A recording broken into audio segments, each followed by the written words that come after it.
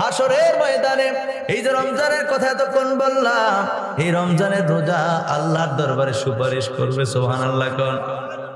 রমজানের রোজা আল্লাহর দরবারে সুপারিশ করবে, কোরআন আল্লাহর দরবারে সুপারিশ করবে।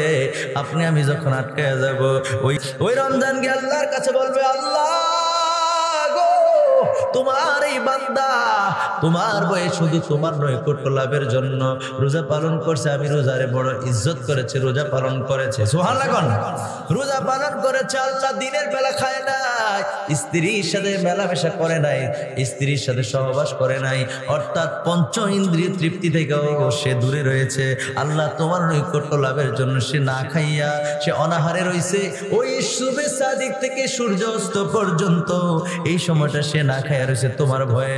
আল্লাহ তুমি তারে মাফ করো এবং আমার সুপারিশ আজকে মঞ্জুর করো। আমার নবী কই যখন রমজানের রোজা এমনি ভাবে সুপারিশ করবে গো, সাথে সাথে আমার আল্লাহ পাক রব্বুল আলামিন ওই রমজানের রোজার সুপারিশ কবুল করবেন। জোরে বলেন সুবহানাল্লাহ। সবাই কিন্তু বিশ্বাস করে দুনিয়া থেকে সবাই চলে যেতে হবে, এই দুনিয়া থাকার জায়গা না, এই দুনিয়াতে কেউ থাকতে পারে নাই। কোথায় গেল আমার দাদা? হারে কোথায় গেল আমার আব্বা? কোথায় গেল আমার আম্মা? মানুষগুলি কই রে? কোথায় গেল? দুনিয়া থেকে সবাই আস্তে আস্তে বিদায় হয়ে যায়। আপনি আমি ওই দুনিয়াতে থাকবো না, এই দুনিয়াতে থাকা সম্ভব না।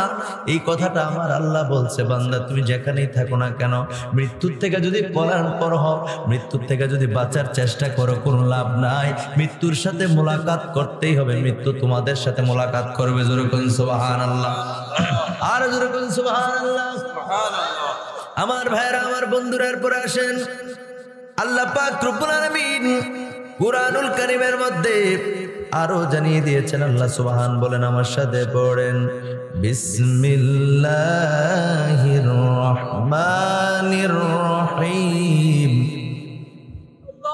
আল্লাহু আকবার। আল্লাহ সুবহানাহু ওয়া তাআলা বলছেন সূরা তাহা, সূরার নাম কি? সূরা তাহা এর 55 নম্বর আয়াত কারিমার মধ্যে আমার আল্লাহ পাক রব্বুল আলামিন স্পষ্ট করে বলেন, আল্লাহ বলেন, মিনহা খালাকনাকুম ওয়া ফিহা নুঈদুকুম ওয়া মিনহা নুখরিজুকুম তারাতান উখরা। আল্লাহ পাক রব্বুল আলামিন বলেন, ও পৃথিবীর মানুষেরা শোনো, আমি তোমাদেরকে মাটি থেকে সৃষ্টি করেছি, আবার মাটিতে আমার আল্লাহ পাক রব্বুল আলামিন নিয়ে নিবেন। কথা বলেন ঠিক কিনা? এই মাটিতে আবার ফিরে আসতে হবে। শুধু তাই নয়, শুধু তাই নয়, আল্লাহ পাকের হুকুমে আমার আল্লাহ আবার পুনরায় মাটি থেকে আমাদেরকে জীবিত করবেন নাকি করবেন না? এই মাটি থেকে আবার ফিরে আনবে রে আমার আল্লাহ পাক রব্বুল আলামিন জানিয়ে দিয়েছেন। তাহলে এত অহংকার কিসের? এত বড়াই কিসের? এত বংশমর্যাদার এত অহংকার কিসের? চেহারার সৌন্দর্যের এত বড়াই কিসের? কিসের এত রাজনৈতিক প্ল্যাটফর্মের গরম গরম কথা? কিসের এত আবার বেড়াগিরি দেখানোর কি দরকার আছে? এই দুনিয়াতে যেহেতু আমরা কেউ থাকবো না, মাটি থেকে আল্লাহ সৃষ্টি করেছেন, আবার মাটিতে পুনরায় ফিরিয়ে নিবেন। এই মাটির থেকে আবার আল্লাহ পাক রব্বুল আলামিন আপনারে আমারে উঠায়া দিবে। ঠিক কিনা বলেন? আমার ভাইরা, আমার বন্ধুরা, এই জন্য মানুষ যখন মারা যায় তাকে কবরস্থ করা হয়। কবরস্থ যখন করা হয়, কবরস্থ করার পরে কবর হলো তার ওই পরকালের প্রথম স্টেশন হলো কবর। ও বন্ধুরা, আবার ভাইয়েরা আমার, এই কবরের মধ্যে আপনি কতদিন থাকবেন জানেননি? ইসরাফিল আলাইহিস সালাম কবরের মধ্যে, ইসরাফিল আলাইহিস সালাম 3টা ফু দিলে ওই পৃথিবী ধ্বংস হয়ে যাবে, সব কিছু তছনছ হয়ে যাবে। তখন আল্লাহ পাক রব্বুল আলামিন ইসরাফিল আলাইহিস সালামের সিংহায় ফুৎ করার পরে এরপরে যখন আবার জীবিত করবেন, মানুষকে যখন কবরে শোয়া দেওয়া হয়, তখন আল্লাহর হুকুমে মানুষগুলি আবার উঠে যাবে। যেরকম সুবহানাল্লাহ। তার আগ পর্যন্ত 1 বছর হোক, 2 বছর হোক, 3, 4, 100, 200 বছর, যত বছর হোক না কেন, কিয়ামত তক পর্যন্ত মানুষ কবরের মধ্যে ঘুমায়া থাকবে। কথা কোন ঠিক কিনা? আপনারা আমারে যখন কবরের মধ্যে শোয়া রাখবে গো, কবরের মধ্যে শোয়া রাখার পরে কবরের মধ্যে যখন শোয়া আপনারা আমার আপনজনরা চলে যাবে, মুনকার নাকির আসবে। ওই মুনকার নাকির আইসা আপনারে আমারে ওই কবরের মধ্যে উঠাবে। উঠানোর পরে 3টা প্রশ্ন করবে। কয়টা? জোরে কোন কয়টা? এই কথাটা আপনারা জানেন নাকি জানেন না? আওয়াজ করতে হবে। জানেন নাকি জানেন না? 3টা প্রশ্ন করা হবে। এই 3টা প্রশ্নের জবাব যদি আপনি আমি সঠিক দিয়ে দিতে পারি, এই 3টা প্রশ্নের উত্তর যদি আপনি আমি দিয়ে দিতে পারি গো, তাইলে আপনার আমার ঠিকানা হয়ে যাবে ওই জান্নাতি খুশবু, জান্নাতি হাওয়া, জান্নাতি পরিবেশ আপনার আমার জন্য হয়ে যাবে। কথা কোন ঠিক কিনা? বন্ধুরা আমার, ভাইয়েরা আমার, 1ম নাম্বার প্রশ্ন করা হবে, মার রব্বুকা, তোমার রব কে? আমাদের রব কে? মহব্বত করে আল্লাহর নাম ডানেন। আমাদের রব কে? আল্লাহ, আল্লাহ, আল্লাহু আকবার। এরপরে জিজ্ঞেস করবে, 2য় নাম্বার প্রশ্ন করবে দিন সম্পর্কে, তোমার দিন কি? আমরা বলবো দিনিয়াল ইসলাম। আমরা কি বলবো? দিনিয়াল ইসলাম। 2য় নাম্বার প্রশ্নের উত্তর পারলাম। 2টা গেল। খুব খেয়াল করেন বন্ধুরা আমার, ভাইয়েরা আমার, যারা এই পৃথিবীতে যারা হিন্দু, বৌদ্ধ, খ্রিস্টান যারা আছে, এর মধ্যে সবাই কিন্তু বিশ্বাস করে একজন আছে, পালন করতে একজন আছে, সৃষ্টিকর্তা একজন আছে বইলাই তারা বিভিন্ন মূর্তির বলেন বিভিন্ন কিছুর পূজা করে। কথা বলেন ঠিক কিনা? কিন্তু আরেক দল মানুষ আছে গো, যারা নাকি বিশ্বাস করে না রব যা আছে, কয় গড ইজ নাথিং। কয় নেই মানে আল্লাহ কয় কি? এদেরকে কি বলে? নাস্তিক। কথা কয় না? এদেরকে কি বলে? নাস্তিক বলে। আল্লাহ আবার কি? আল্লাহ বলতে আবার কি আছে? আমরা কোন জিনিস যদি আশ্চর্য কোন জিনিস দেখি, আমরা পড়ি সুবহানাল্লাহ, আলহামদুলিল্লাহ, আল্লাহু আকবার, আল্লাহর প্রশংসা করি। ওরা বলে এগুলা প্রাকৃতিক বিষয়, প্রাকৃতিক ভাবে হয়েছে। সুবহানাল্লাহ বলার কি হইল? আমরা কক্সবাজার যদি যাই, সমুদ্র সৈকতের মধ্যে কত সুন্দর দৃশ্য আমরা দেখি। এই দৃশ্যগুলো দেখার জন্য আমার আল্লাহ বলছে কি বলেন নাই? বলছেনি? ওমা আল্লাহর নিদর্শন গুলো দেখার কথা কইছে না? তারা দেখে জানে না, কেউ কইছে না? তারা কইতেছে হ্যাঁ হ্যাঁ সুবহানাল্লাহ কর না। আলেম ওলামা থাকলে এই মজা। হুজুরে দলিল দিতে আছে, মারহাবা কর না। আমার ভাইরা এরা মনে করছে কক্সবাজার গেলে তো কোলাপুরি এক লোকে যায়, কত শৃঙ্খল, মনে করতেছে এটা নিগুণ না। এগুলো আমরা করতেছি যে, মানে যারা যায় তারা আল্লাহর হুকুম অমান্য কইরা এই উশৃঙ্খলপনা করতেছে, যত সব অপসংস্কৃতিকে ওইখানে চালু করতেছে। কথা কোন ঠিক কিনা? আল্লাহর হুকুম তো এটা ছিল না। যাই হোক, সেদিকে যাচ্ছে না বন্ধুরা আমার, ভাইয়েরা আমার। যারা নাস্তিক আছে তারা বলে গড ইজ নাথিং, গড বলতে কিছুই নাই, আল্লাহ বলতে কিচ্ছু নাই। নাউজুবিল্লাহ কইতেন না? আমার ভাইয়েরা আমার, বন্ধুরা, তারা 1ম নাম্বার প্রশ্নে আটকায়া যাবে। 1ম নাম্বার প্রশ্নেই তারা আটকায়া যাবে। যখন প্রশ্ন করা হবে মার রব্বুকা, তারা বলতে পারবে না, কারণ তারা তো আল্লাহরে মানে নাই। এই পৃথিবীতে যারা আছে,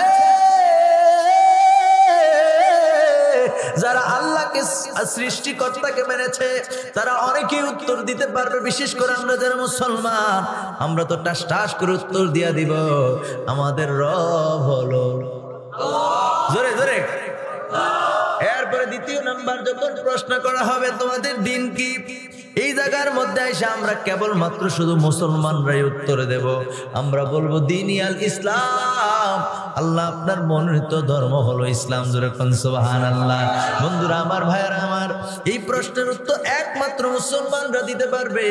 এই মুসলমানের মধ্যে আবার যখন 3 নাম্বার প্রশ্ন করা হবে, 3টা প্রশ্ন যখন করা হবে, 3 নাম্বার প্রশ্নটা খুবই ইম্পর্টেন্ট।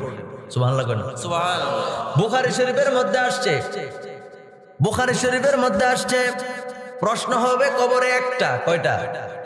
কথা কয়, আমি বানাই কথা কইতেছি।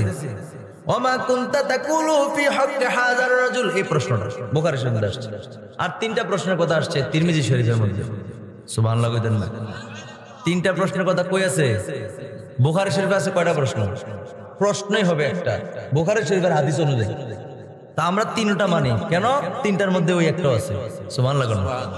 যদি একটা বলি তাহলে তিরমিজি শরীফের হাদিস তো ফালাইন না হাদিস না, তিরমিজি শরীফের হাদিসটাকে অস্বীকার করা হবে। এজন্য আমরা সবাই বলে আহলে সুন্নাত ওয়াল জামাতের আকীদা হলো কবরের মধ্যে প্রশ্ন হবে তিনটা গো। এই তিনটা প্রশ্নের মধ্যে 3 নাম্বার প্রশ্ন হলো রাসূল সম্পর্কে প্রশ্ন করবে, ওমা কুনতা তাকুলু ফি হাক্কি হাজার রাসূল। নবী করিম সাল্লাল্লাহু আলাইহি সাল্লামকে দেখায়া জিজ্ঞেস করা হবে এই ব্যক্তি সম্পর্কে তুমি কি বলতে। সুবহানাল্লাহ বলেন, আর জোরে বলেন সুবহানাল্লাহ। কেউ কেউ বলেন এই জায়গার মধ্যে, কেউ কেউ বলেন নবীজির ফটো দেখানো হবে। নাউজুবিল্লাহ কোন নবীজির ফটো দেখানো হবে। রজুল শব্দের অর্থ কি? রজুল কাকে বলা হয়? সুবহানাল্লাহ কইতেন না? রুহু এবং দেহ তো এক জায়গায় থাকতে হইব। সুবহানাল্লাহ কোন। হাদিসের মধ্যে কি আসছে? ওমা কুনতা তাকুলু ফি হাক্কি হাজার রজুল। রজুল মানে সশরীরে নবীজিকে দেখানো হবে। সুবহানাল্লাহ কোন। আহলে সুন্নাত ওয়াল জামাতের দুইটা মত। একটা হলো সরাসরি নবীজির মদিনা শরীফ থেকে আপনি যেখানে মারা গেছেন আপনার যেখানে কবর দেওয়া হয়েছে ওই কবর পর্যন্ত কোনো পর্দা থাকবে না, সরাসরি দেখা যাবে। আর আরেকটা মত হলো যে না, নবীজিকে আল্লাহ পাক রব্বুল আলামিন আপনার কবরে আল্লাহর রাসূল আসবেন আল্লাহ পাকের কুদরতে, আল্লাহ পাকের হুকুমে। জোরে জোরে কোন সুবহানাল্লাহ। দুইটার যেইটাই হোক আমাদের কোনো আপত্তি নাই। আমরা নবীজিরে দেখব, দেখা মাত্রই বলবো আমাদের নবীর নাম কি? জোরে কোন মুহাম্মাদুর। আশহাদু আন্না মুহাম্মাদান আবদুহু ওয়া রাসূলুহু। আমরা সুন্দর করে সাক্ষ্য দিয়া দিব, আমরা উত্তর দিয়া দেব, আমরা বলবো মুহাম্মদ সাল্লাল্লাহু আলাইহি সাল্লাম আপনার বান্দা ও রাসূল। জোরে কোন সুবহানাল্লাহ। আমার ভাইরা, আমার বন্ধুরা, এই 3 নাম্বার প্রশ্নটা কেমন গুরুত্বপূর্ণ। বুখারী শরীফের মধ্যে এসেছে, আল্লাহর নবীর হাদিস খানা বর্ণনা করেছেন হযরত আনাস রাদিয়াল্লাহু তাআলা আনহু। তিনি বলতেছেন মানুষ যখন একটা মানুষকে, একজন ব্যক্তিকে যখন কবরস্থ করা হবে, কবর করে যখন তাকে কবরের মধ্যে রাখা হবে, কবরে শোয়া যখন মানুষগুলো বাড়ির দিকে রওনা দিবে, এই মনোযোগ দেন, বাড়ির দিকে যখন রওনা দিবে, বন্ধু এই প্রস্তুতি আপনার আমার নিতে হবে। কবরের অবস্থাটা আপনি আমি জেনে নেই। যদি আপনি আমি জেনে নেই তাহলে আপনার আমার জিন্দিগি, পরকালের জিন্দিগি সুন্দর হতে পারে কি পারে না? হাদিস শরীফে শুনে নেন, বুখারী শরীফের মধ্যে এসেছে আল্লাহর নবী দুজাহানের বাদশা নবী রাহমাতাল লিল আলামিন নবীজির হাদিস খানা বর্ণনা করেছেন। হযরত আনাস রাদিয়াল্লাহু তাআলা আনহু তিনি বলছেন, বন্ধুরা আমার, ভাইয়েরা আমার, মানুষকে কবরস্থ কইরা যখন মানুষগুলি তার আপনজন যখন তার পেছন দিক দিয়ে অর্থাৎ বাড়ির দিকে রওনা হয়ে যায়, এই হলো মনে করেন কবর। কবরের মধ্যে শুয়াইয়া তারে কবরস্থ কইরা সুন্দরভাবে রাইখা যখন বাড়ির দিকে রওনা হয়, একটু দূরে যখন চলে যায়, তার জুতার আওয়াজগুলো, মানুষের জুতার আওয়াজের শব্দ মুর্দার শুনতে পায়। ওই টাইমে 2জন ফেরেশতা আসে। ওই 2জন ফেরেশতা, একজনের নাম হলো মুনকার, মুনকার নাকির। সুবহানাল্লাহ না? মুনকার নাকির 2জন ফেরেশতা কবরের মধ্যে চলে আসে, আয়েশা ব্যক্তিটারে বসায়া দেয়। সুবহানাল্লাহ। আপনি মারা গেলে আপনারে বসায়া দিবে, আমি মারা গেলে আমারে বসায়া দিবে। বসায়া যখন প্রশ্ন করা হবে, 3টা প্রশ্ন করা হবে। 3টা প্রশ্নের মধ্যে 3 নাম্বার যে প্রশ্নটা আল্লাহ নবীর দেখা দেখা প্রশ্ন করবে, এই ব্যক্তি সম্পর্কে তুমি কি বলতা? সুবহানাল্লাহ বলেন। রাসূল পাক সাল্লাল্লাহু আলাইহি সাল্লামকে দেখা যখন এই প্রশ্ন করবে, যারা ঈমানদার, যারা নামাজ পড়ছে, যারা রোজা রাখছে, দান সদকাদারি, টুপি পাগড়ি পাঞ্জাবি, যত ইবাদত বন্দেগী আছে, নবী যেই পথের কথা বলেছেন ওই পথে মতে যখন চলাফেরা করেছে, ওই মানুষগুলি দেখা মাত্রই বলবে তিনি আমাদের রাসূল। আর বলবেন সুবহানাল্লাহ। ফেরেশতারা ডাক দিয়া বলবে, দেখো দেখো, তাকায়া দেখো, একদিকে জান্নাত দেখবে আর একদিকে জাহান্নাম দেখবে। বুখারীর বর্ণনা। সুবহানাল্লাহ।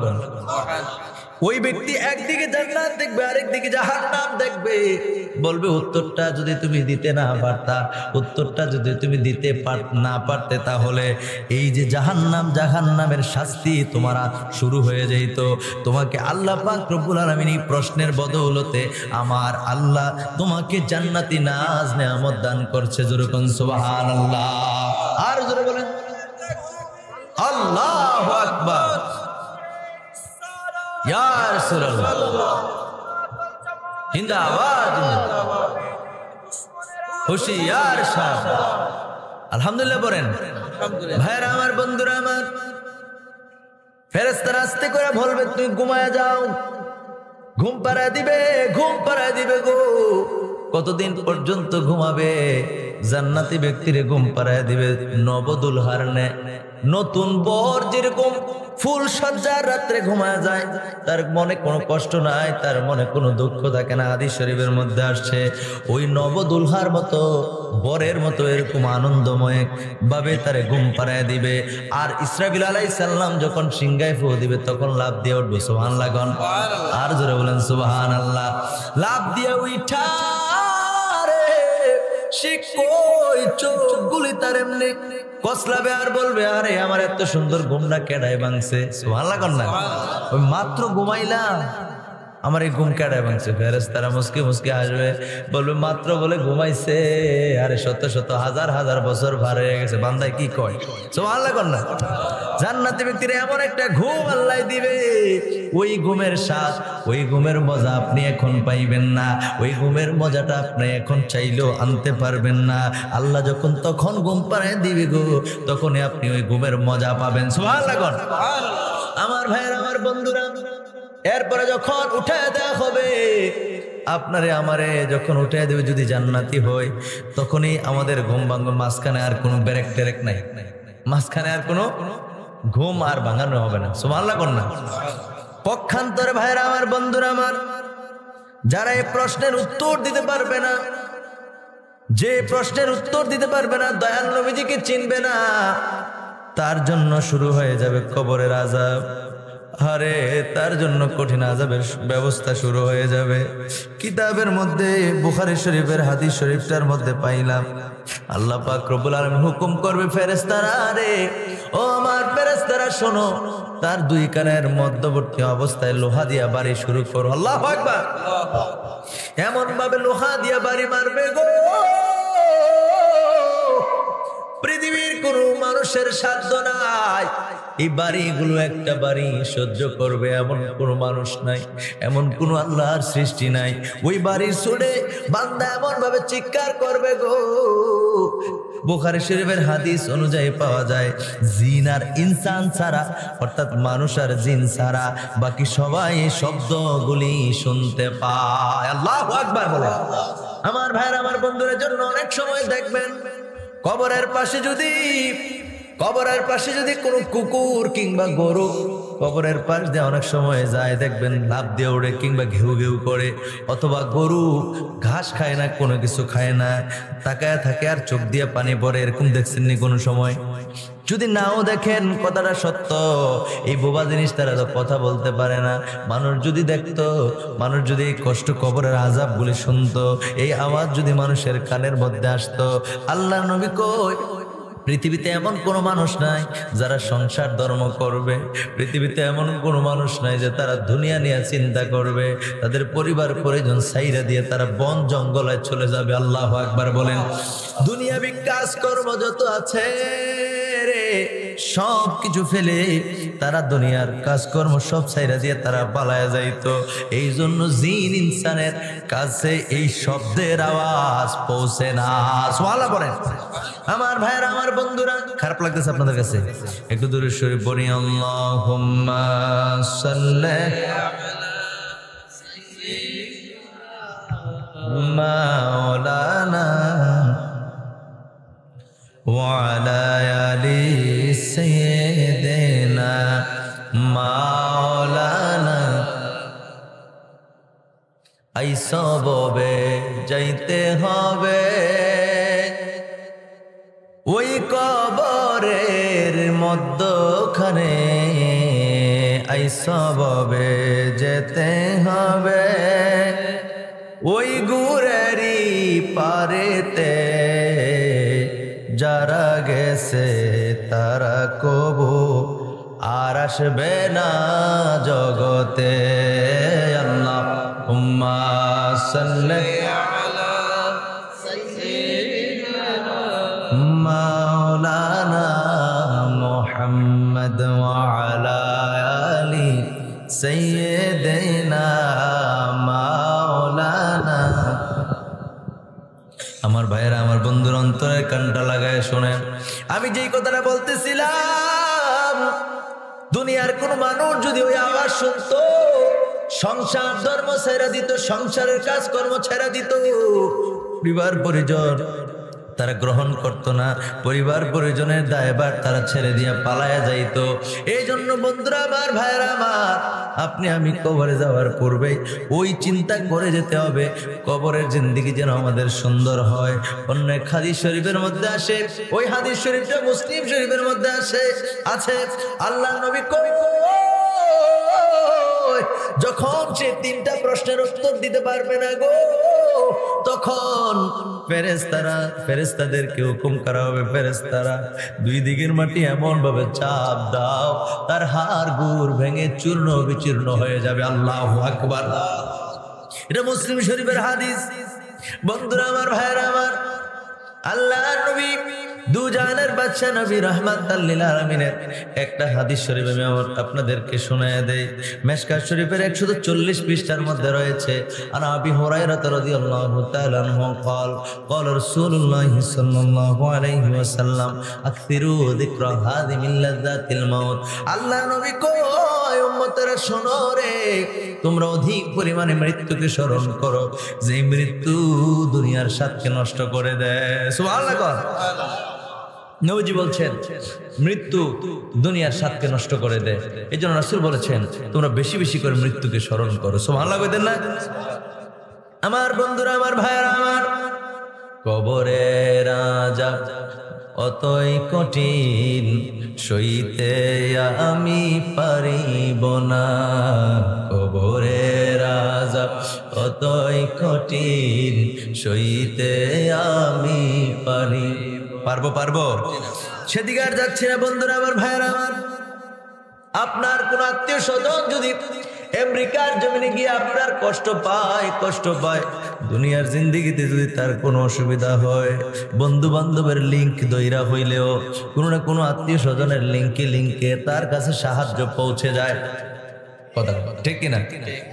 তার কাছে সাহায্য পৌঁছে যায়। তার কি অসুবিধা রে, ওইটা দুনিয়ার মানুষ বুঝতে পারে, আর সে অনুযায়ী তার কাছে সাহায্য করার জন্য অনেক মানুষ আগে আসে। বন্ধু, আপনি যখন মারা যাবেন, আমি যখন মারা যাব, বন্ধুরা আমার, ভাইয়েরা আমার, এই দুনিয়া থেকে আপনি আমি যখন চলে যাব, ওই আপনার বাড়ির কাছেই কিন্তু আপনারা আমার কবর দিবে। 3.5 হাত মাটির গড়ে গো আপনারা আমার সময় দিবে। ওই কবরের খবর কিন্তু কেউ নিতে পারবে না। শত শত হাজার দূরে কিন্তু আপনার আমার উপকার করবে মানুষ, কিন্তু বন্ধু 3.5 হাত মাটির ঘরের খবর কেউ নিতে পারবে না, কেউ জানবেও না। আপনি যদি আযাবে লিপ্ত হয়ে যান, আপনি যদি কবরের মধ্যে জাহান্নামের আগুনে জ্বলেন, কিংবা হাড় গোড়গুলো যদি আপনার ভেঙে দেওয়া হয়, কিংবা আপনার যদি একের পর এক জাহান্নামের শাস্তি দেওয়া হয়, এরপরও কিন্তু আপনি আমি আপনার আমার কোনো আত্মীয় স্বজন টের পাবে না। আপনারা আমার কোনো আত্মীয় স্বজন ওই কবরের শব্দ পাইবে না। কথা কোন ঠিক কিনা? এই জন্য বন্ধুরা আমার, ভাইয়েরা আমার, পরকালের চিন্তা করে বেশি বেশি করে মৃত্যুর কথা স্মরণ করতে হবে। আম্মা জান আয়েশা সিদ্দিকা রাদিয়াল্লাহু তাআলা আনহা জিজ্ঞেস করলেন, একদিন নবীজিরে জিজ্ঞেস করলেন, ইয়া রাসূলুল্লাহ, ইয়া হাবিবাল্লাহ, নবী গো, ও মায়ার নবী, দয়ার নবী, কেউ শহীদ হয় নাই? এই কথাটা বোঝেন। আল্লাহর নবীকে জিজ্ঞেস করলেন, নবী গো, কেউ শহীদ হলো না, কেউ শাহাদাত বরণ করে নাই, তারপরও কি শহীদের মর্যাদা পাওয়ার কোনো ব্যবস্থা আসেনি? সুবহানাল্লাহ। এরপরে কি কোন শহীদ হওয়ার যে মর্তবা ওটা আসেনি? আল্লাহ নবী কয়, নাম, হাস রে, ও আমার আয়েশা, আছে শহীদ হওয়ার ব্যবস্থা আছে। আল্লাহর নবী কয়, কেউ যদি দৈনিক 20 বার মৃত্যুর কথা স্মরণ করে গো, তো ওই দিন যদি সে মারা যায়, তাহলে আমার আল্লাহ পাক রব্বুল আলামিন তাকে শহীদের মর্যাদা দিয়া দিবে। আল্লাহ আব্দুর রহমান সুফুরি রাহমাতুল্লাহি তাআলা আলাইহির লিখিত নুজহাতুল মাজালিস কিতাবের 51 পৃষ্ঠার মধ্যে এই হাদিস কানা রয়েছে। আল্লাহর নবী বললেন, কেউ না, কে বলছে আপনার সামনে? কে? বুঝলাম না, কি হইছে? না, আমি আমার সুবিধা মতো কথা বলবো, আপনাদের আওয়াজ বুঝতে অসুবিধা হয় তো সমস্যা। বাইরে তো অনেক আওয়াজ আছে, ওই যে আমার ছোট ভাই কই নাচ গেছে, অনেক সুন্দর আওয়াজ গেছে, আর আওয়াজের কি কাম? আমরা যারা আসছি আমরা দাওয়াতি, কথা কোন ঠিক কিনা? আমরা ভালো করে বুঝতে পারলে হয়েছে, জোরে কোকগা ঠিক কিনা? হয়েছে নি কোকগা নি কয় না মাতো কয় কোক্কা। আচ্ছা যাক আমার ভাইরা আমার বন্ধুরা, সিলেটের কথা তো যাক আছে, কয়েক মাস সিলেটে থাকিয়া গেছি, তারপরে সিলেটের কথা বুঝি না রে বা। চট্টগ্রামের আঞ্চলিক ভাষা আল্লাহ আপনার মনে হবে তারা মেড ইন জাপান, জাপান থেকে আইছে, কথা কোন ঠিক কিনা? কি তা কয় আই বড় টেনশনে পড়ে গাই, তোমার বড় টেনশনে পড়ে গাই, ক্যাং করতাম না চট্টগ্রামের ভাষা পাই, তোমার আর বড় টেনশনে পড়ে গি আইন ক্যাং করতাম, মানে তোমরা আমার তোমাদেরকে নিয়ে আমি যে টেনশনে পড়ছি এখন কি করতাম, কথা বুঝছেন না ভাই? ক্যাং করতাম। এখন সিলেটের কথা মোটামুটি বোঝা যায়, আমরা বুঝি, কিন্তু চট্টগ্রামের যে আঞ্চলিক যে শব্দটা ওটা বোঝাই যায় না। যাই হোক ভাইয়েরা আমার বন্ধুরা, আমার রাগ করতেছেন বন্ধুরা, আমার ভাইয়েরা আমার, আল্লাহর নবী কই কেউ যদি দৈত্যের কথা স্মরণ করে সেই দিন যদি সে মারা যায়, দিনে মারা যাক কিংবা রাতে মারা যাক, আল্লাহর নবী কয় তাকে আমার আল্লাহ পাক রব্বুল আলামিন তাকে শহীদের মর্যাদা দিয়া দিবে, জোরে কোন সুবহানাল্লাহ। আমার ভাইয়েরা আমার বন্ধুরা, এত সুবর্ণ সুযোগ, তাহলে মৃত্যুর কথা স্মরণ করার দরকার আছে না নাই?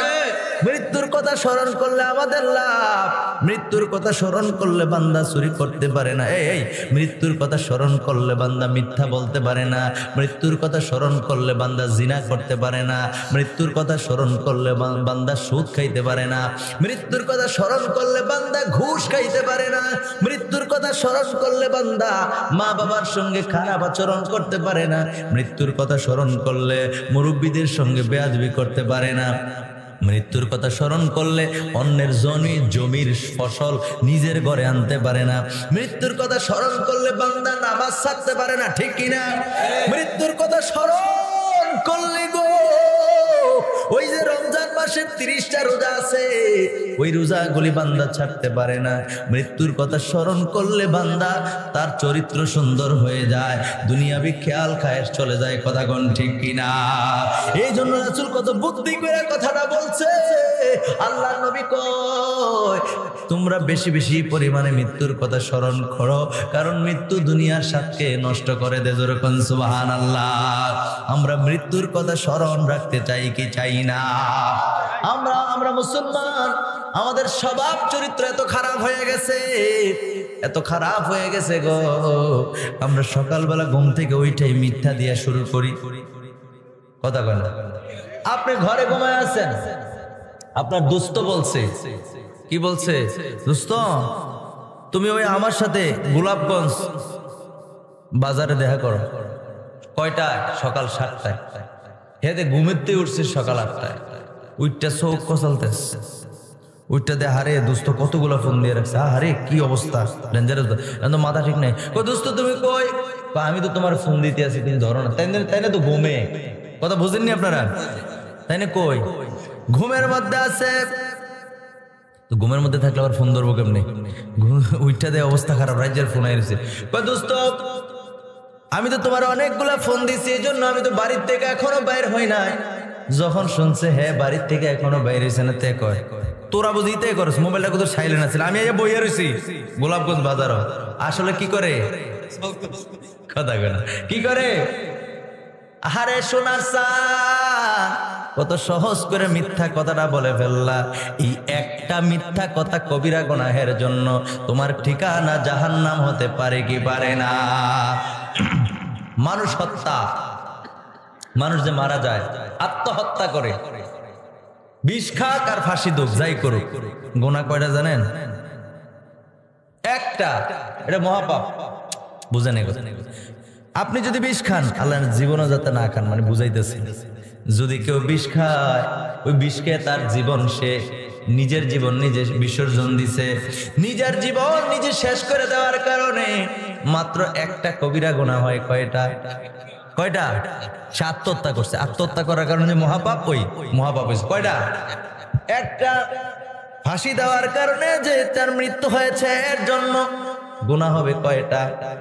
ওই সকালবেলা যে অনায়াসে হাসতে হাসতে মিথ্যা কথা বলছে গুনাহ হয়েছে কয়টা? কথা বুঝতেছেন নি? এত বড় কথাটা বিষ খেয়ে মারা গেলে, ফাঁসি দিয়ে মারা গেলে লোকটার ঠিকানা কি? জাহান্নাম, নিঃসন্দেহে জাহান্নাম।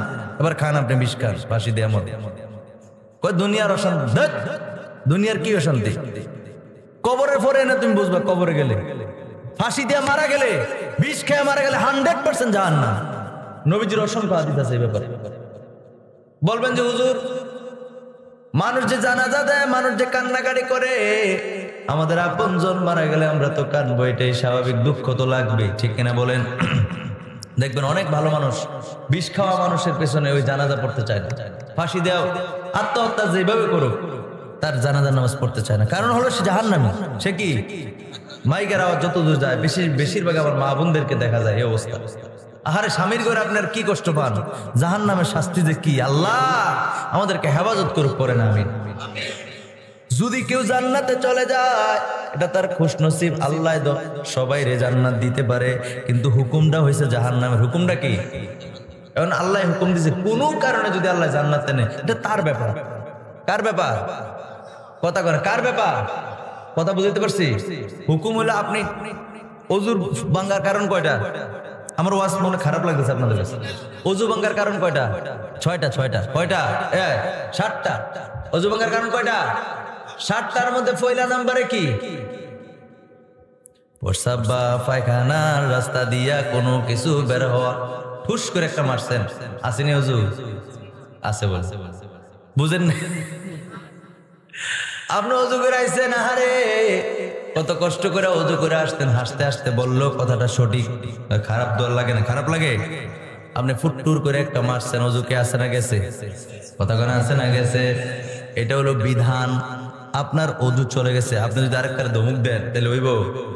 বিশেষ করে মুরব্বীরা, আল্লাহর নবী বলছেন আল্লাহ পাক রব্বুল আলামিন ইয়াংদের ইবাদতটা পছন্দ করে। সুবহানাল্লাহ করেন না? কারণ আমাদের শরীরে এখন শক্তি আছে, চাইলে তাহাজ্জুদ পড়তে পারবো, চাইলে ফজরের নামাজ একদম ফজরের পারফেক্ট টাইম পড়তে পারবো, চাইলে জোহরের টাইমে জোহরের নামাজ, আসরের টাইমে আসর, মাগরিবের টাইমে মাগরিব, এশার টাইমে এশার, উইতিরের নামাজ উইতিরের টাইমে। কথা কোন ঠিক কিনা?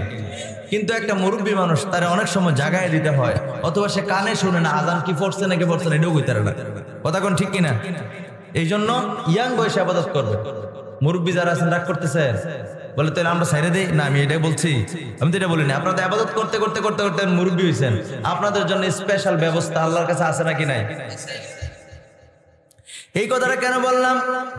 এক মুরব্বী মসজিদ, কথা কইতাম নি একটা, মনে হয়ে গেছে কইতাম, মসজিদ খুব মুরব্বী, একবারে অজু ঠিক মতো করতে পারে কিনা এটাও তার খেয়াল থাকে না। এরকম মানুষ আসেনি আপনার এলাকায়? মানে দিশা বিশা নাই, ঠিক মতো ঠিক নাই, পশ্চিম কোনটা উত্তর কোনটা এটাও ঠিক মতো কইতে পারে, এরকম আসেনি? শুনছি কথা, সত্য মিথ্যা জানি না। মসজিদে ঢুকতেছে যে এমন অবস্থা খারাপ, মসজিদে হাঁটতেছে আর ফুটুর ফুটুর মারতেছে, হাঁটে আর ফুটুর ফুটুর মারে। তো তাই না, তো খবর নাই, কারণ লাইন তো ঢিল হয়ে গেছে, অবস্থা খারাপ। বয়স্ক প্রস্রাব কোন সময় কাপড়ও করে এটাও করতে পারে। মুরব্বীরা রাগ করেন না কিন্তু, কারণ এই বয়সটা আমাদের আসবে। তাই না, তো খবর নাই। আরেক ইয়াং লুকে গিয়া কয়, দাদা আবার অজু করে এন। কে রে? আমি শুনছি।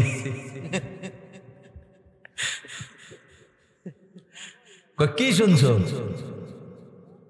আমি শুনছি। আহারে মসজিদে অনেক মানুষ আছে, শুনবো। আপনি কি অজু করে? কয় আমি অজু করেছি। আহারে সেতেন না, আমি শুনছি আপনি ফুটুর করে মারছেন। কি করবো? ফুটুর করে কি মারছি তুই ভাঙ্গে ক? মুরব্বী মানুষ তো বুঝে না, সেটা গেছে। পরে একটা তর্কাতর্কি হয়ে গেছে, বিতর্ক হয়ে গেছে। ইমাম সাহেব কি তারে মসজিদের ভিতরে গন্ডগোল কি? দৌড়াইয়া ইমাম সাহেব আইসা, এসে কি হয়েছে? হুজুর আমি শুনছি এবার ফুটুর করে একটা মারছে। এই জন্য আমি কইছি দাদা আপনি কি আবার অজুটা কই রেন? আপনার অজু তো নাই। এবার আমার লোক লাভ দিয়ে ওটা পারে, মুরব্বী মানুষ বুঝছে না। এবার কিতা বুঝছি না, আমি অজু কই রেলাম তো আবার কি অজু করতাম? মানে তাই না, অহনো বুঝে না যে বাড়িছে একটা। তো ইমাম সাহেব কয়, আপনি যে হাওয়া ছাড়ছেন, আপনার তো অজু ছুটে গেছে, আপনি অজু করতে হবে। হাওয়া বেরিয়ে গেছে? এত কোনো খবর আছে আপনার কাছে অজু করেছেন? আহারে আমি তো অজুই করছি না, মনে নাই। এরকম আসেনি, হিত বুদ্ধি নাই। আহারে, এই জন্য আল্লাহ রাসূলও বলছেন, যুবক যারা যৌবন কালের ইবাদত আল্লাহর বেশি পছন্দ। সুবহানাল্লাহ। এখনই ইবাদতের সময়, ইবাদতের মজা এখনই। কথা বলেন ঠিক কিনা? শয়তান ভর করবে, ঝাড়া দিয়ে উঠবেন। কিসের শয়তান ভর করবে? নামাজের সময় হয়েছে, এটা আমার কাজ, আমি নামাজ পড়তে হবে। কার হুকুম? আল্লাহ আমার বাঁচায় রাখছে। আল্লাহ আমার রাস্তা ওই পঙ্গু লোকটার মতন ফালায় রাখে নাই। আল্লাহ আমার অন্ধ বানায় নাই। আল্লাহ আমার হাত ছাড়া দুনিয়ায় পাঠায় নাই, পা ছাড়া দুনিয়ায় পাঠায় নাই। আল্লাহ আমার 3 বেলা খাওয়াইতেছে। ওই আল্লাহ আমাকে আহ্বান করেছেন মুয়াজ্জিনের মাধ্যমে। অবশ্যই আমি নামাজ পড়বো। শয়তান যত সাসাদক দূর হ। কথা কোন ঠিক কিনা? আল্লাহু আকবার, ইয়া রাসূলুল্লাহ। কথা বুঝে আসছে? এখনই ইবাদত করবেন, এখনই সময়। ভাইরা আমার, বন্ধুরা আমার, কোন কথা থেকে কোন কথা চলে গেছি? বন্ধু খুব মনোযোগ দিয়ে শুনবে। তাহলে আল্লাহর নবীর হাদিস অনুযায়ী আমরা বেশি পরিমাণে, অধিক পরিমাণে মৃত্যুকে স্মরণ করতে হবে। হবে কি হবে না? তো সামনে মৃত্যুকে যদি স্মরণ করি, তাহলে নামাজ ছাড়বো না, রোজা ছাড়বো না, দান সদকা, রুকু সেজদা, তাসবিহ তাহলিল জিকির আজকার কোনটাই তো আমরা বাদ দেব না। ঠিক কিনা বলেন? মুসলমানদের কোনটা ইবাদত নাই? কোনটার মধ্যে ইবাদত নাই? আপনি সকালবেলা মিথ্যা দিয়ে শুরু করেন, মিথ্যা বাদ দেন। মিথ্যা বাদ দেওয়াটাই একটা ইবাদত। ঠিক আছে? মিথ্যাটা যে আপনি ছাড়লেন, এটাই তো ইবাদত। কেমনে? আপনি পাপ ছাড়া রইলেন, পাপের বোঝাটা আপনার আসলো না। সুবহানাল্লাহ। আপনি ঘর থেকে বের হয়েছেন, ঘর থেকে বের হওয়ার দোয়া আছে নাকি নাই? বিসমিল্লাহি তাওয়াক্কালতু আলাল্লাহ। সুবহানাল্লাহ। আবার ঘরে প্রবেশ করার দোয়া আছে নাকি নাই? কতক্ষণ আছে নাকি নাই? এরপরে বন্ধুরা আমার, আপনি খাবার খাবেন। খাবার যখন আপনার সামনে আসবে, খাবারটা দেখা মাত্র, আপনি যে খাবারটা আপনার সামনে আসলো, এই খাবারটা দেখা মাত্র একটা দোয়া আছে গো। ওই দোয়াটা হলো আল্লাহুম্মা বারিক লানা ফিমা রাযাকতানা ওয়া কিনা আযাবান নার। সুবহানাল্লাহ। খাবার সামনে আসলে এই দোয়া, তাহলে সওয়াব আছে নাকি নাই? পোলাবেন দুই একটা আইস দিছে, কেন জানেন নি? তাহির হিসাব কইছিল একবার, আল্লাহুম্মা বারিক লানা ফিমা বিরিটান। শুনছেন নি? এটা এক লোক বলে, ওনারা জিজ্ঞাসে, হুজুর বিড়ি খানার দোয়া আছে নি? আল্লাহুম্মা বারিক লানা ফিমা বিরিটানা। নাউজুবিল্লাহ করুন। এটা বিড়ি খানার দোয়া না। উনি হয়তো কেউ এরকম বলছে বা এরকম একটা কথা বলছে, ওই আমি যখন খাবার সামনে আসার দোয়া পড়তেছি, কয়েকটা আইসিতেছে, ওই হিরা মনে শুনছে, বুঝছেন না? আল্লাহুম্মা বারিক লানা ফিমা রাযাকতানা ওয়া কিনা আযাবান নার। সুবহানাল্লাহ কইতেন না? খাবার যখন শুরু করবেন, খাবার শুরু করার প্রারম্ভে বলবেন বিসমিল্লাহি ওয়া আলা বারাকাতিল্লাহ। সুবহানাল্লাহ পড়েন। সওয়াব আসেনি? আপনি তো আপনার কাজে করতেছেন, আপনার কাজ আপনি করতেছেন না, তার নিয়ম মতো করলে সওয়াব আসেনি? এরপরে আপনি খাবার খাওয়া শেষে আরেকটা দোয়া আছে, আলহামদুলিল্লাহিল্লাযী আত'আমানা ওয়া সাকানা ওয়া জাআলানা মিনাল মুসলিমিন। সুবহানাল্লাহ কইতেন না?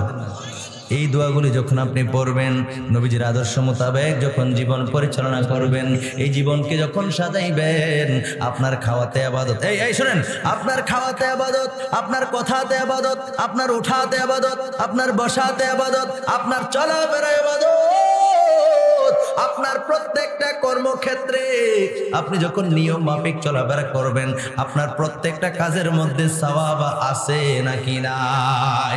এই জন্য আমরা মুসলমানরা সবচাইতে উত্তম জাতি, পৃথিবীর মধ্যে যত মানুষ আছে সমস্ত মানুষের মধ্যে আমরাই হইলাম শ্রেষ্ঠ, আমরাই হইলাম উত্তম। জোরে জোরে কোন সুবহানাল্লাহ। আমাদের প্রতিটা কাজে সওয়াব দ্বারা ভরপুর করে দিয়েছেন কে? এজন্য আল্লাহ যেভাবে দেখাইছে ওইভাবে আমাদের চলতে হবে। ঠিক কিনা বলেন? তাহলে আমাদের সামনে কি মাস আছে? জোরে বলেন, কোন মাস? রমজান মাস। এই রমজান মাস উম্মতের জন্য, উম্মতে মুহাম্মাদির জন্য বিশেষ একটা নেয়ামত। যেরকম সুবহানাল্লাহ। প্রথম 10 দিন রহমত, তারপরে মাগফিরাত, তারপরে 10 দিন হলো নাজাত, 3 10 30, এই 30টা রোজা আমার আল্লাহ ফরজ করে দিয়েছেন। আল্লাহর নবী একখানা হাদিস শরীফের মধ্যে পাইলাম, আল্লাহর নবী বলেন এই রজব মাস হলো, এই শুনেন, রজব মাস হলো আল্লাহর মাস, শাবান মাস হলো নবীর মাস, আর রমজান মাস হলো আমার উম্মতের মাস। নবী বলছে যেরকম সুবহানাল্লাহ। বন্ধুরা আমার, ভাইয়েরা আমার, কেন কেন আল্লাহর নবী কেন বলেছেন রমজান মাসকে উম্মতের মাস কেন বলেছেন? আপনার আমার বন্ধুরা আমার, এই বছরের মাস হলো 12টা মাসের মধ্যে রমজান মাস একটা। এই 12টা মাসের নাম কিন্তু আপনাদেরকে জিজ্ঞাসা করলে আপনারা বলতে পারবেন না। ইংরেজি মাসের নামগুলো জিগাইলে ঠিকই বলতে পারবেন। ইংরেজি নাম যদি ওই বাচ্চাটারে জিগাই, বাচ্চা দাঁড়ায় বলবে যে হুজুর ইনশাল্লাহ পারি। কথা কোন ঠিক? January, February, March, April, May, June, July, August, September, October, November, December আসেনি? তখন আছে না নাই? আরবি মাসগুলো কি? মুহররম, সফর, রবিউল আউয়াল, রবিউল সানি, জমাদিউল আউয়াল, জমাদিউল, এই কথা কয় গেড়া? মুহররম, সফর, রবিউল আউয়াল, রবিউল সানি, জমাদিউল আউয়াল, জমাদিউল সানি, রজব, শাবান, এরপরেই রমজান। সুবহানাল্লাহ কোন?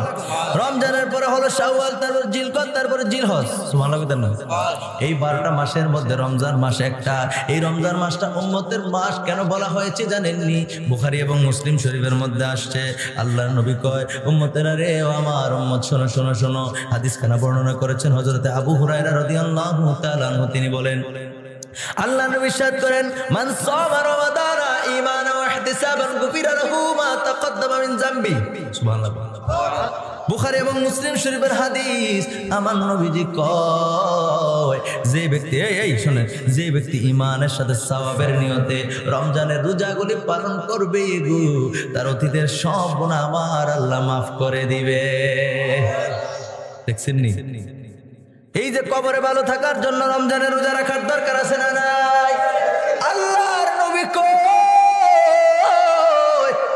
যে ব্যক্তি রমজানের রোজাগুলি ঈমানের সাথে সওয়াবের নিয়তে পালন করবে, আল্লাহর সন্তুষ্টির জন্য পালন করবে গো, তার জন্য আমার আল্লাহ পাক রব্বুল আলামিন তার জিন্দেগীর সব গুনাহ আমার আল্লাহ মাফ করে দিবে।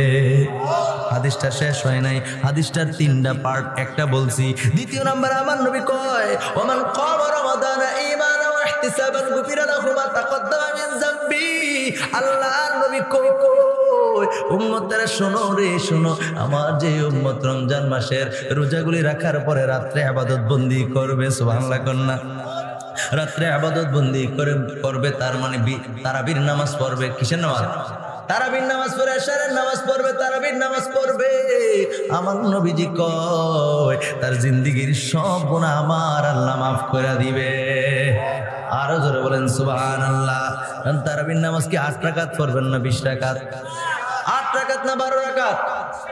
8 রাকাত না 12 রাকাত না কয় রাকাত? এ নবীর উম্মতেরা শোনো, এই পর্যন্ত সবাই 20 রাকাত নামাজ পড়েছে। নতুন ফতোয়া যারা দেয়, যারা 8 রাকাতের কথা বলে, 12 রাকাতের কথা বলে, আমরা তাদের সঙ্গে নাই, তার হাদিস বুঝে নাই। ঠিক কিনা বলেন? হাদিস হচ্ছে তাহাজ্জুদের, ঠিক আছে নি? হাদিস হচ্ছে তাহাজ্জুদের, গায়ের দিয়া গোরাত নিয়ে লাগাই দিছে, এটা দুধ খাইবো, কুদুর পরে ব্যামলায় মরে যাইব। কথা কোন ঠিক কিনা? এটির দোষ হয়েছে, বুঝে না সোজা না, আন্দাজি কয় তারাবির নামাজ বলে 8 রাকাত।